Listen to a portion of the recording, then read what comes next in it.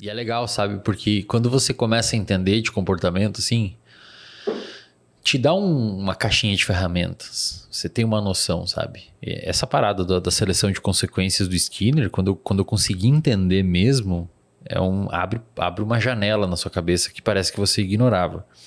O cara era tão gênio, velho. Primeiro, ele era tão gênio, mas tão gênio. E aí os estudantes de psicologia muitos estão descendo a lenha em mim agora porque tem uma briga Porque dentro da psicologia. Que não gosta dele. Tem a galera que odeia ele, velho. Ah, que você tá falando de Skinner, cara? O negócio é outro lado. Que Skinner é uma rixa. Mas tipo uma rixa explícita. Dentro dos departamentos é explícita a rixa. Tem a galera do Skinner e a outra galera de quem? Do Freud. Ah, do Freud. Ele era o ele era meio ali. O Skinner, ele era tão gênio, velho, que ele nem tinha com quem falar, pra você ter noção. Assim. Ele tinha dificuldade de conversar com pessoas, de tão na frente que estava o pensamento dele. Basicamente, o que ele quis dizer?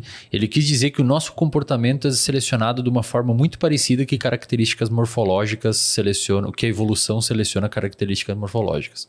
Imagina, você tem uma ilha e você tem diferentes bicos de pássaros nessa ilha.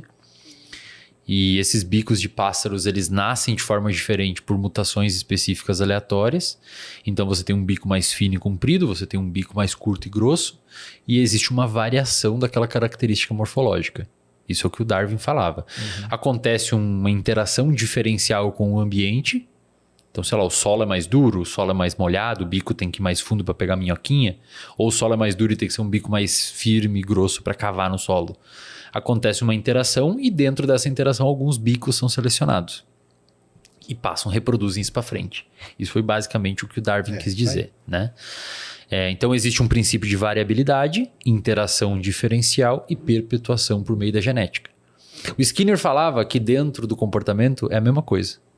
Você tem uma variabilidade de comportamento, então você expressa vários comportamentos de forma inicialmente aleatória, e aí ele, bem no início mesmo, imagina um nenezinho que está começando a pisar no chão, caminhar. Ele pisa com o pé mais torto, cai.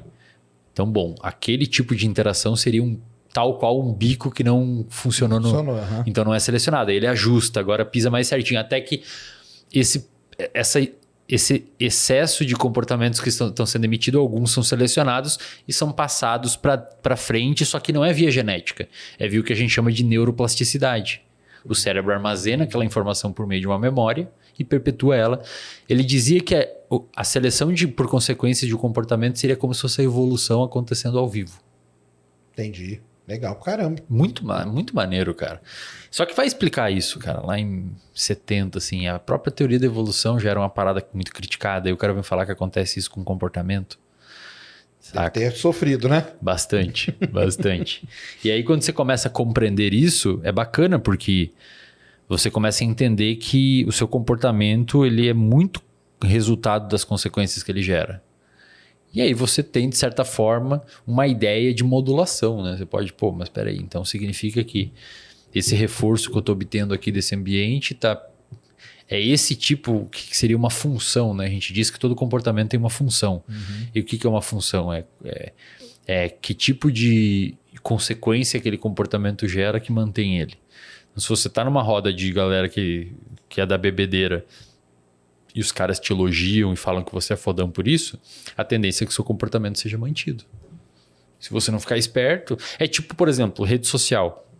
Eu falo pra galera que me segue, eu posto alguns posts explicando artigo científico que dá 2.000 curtidas. Para um Instagram de 600 mil seguidores quase é muito pouco. Eu posto outros que dá 35.000 curtidas. E eu falo pra galera, eu faço questão de continuar postando esses de 2.000, porque se eu seguir a tendência... Deixar o meu comportamento ser selecionado pela tendência dos likes, eu vou estar mostrando a bunda daqui 2 meses. Entendeu? É o ser escravo do algoritmo que a gente fala. Então eu tomo cuidado, tá ligado?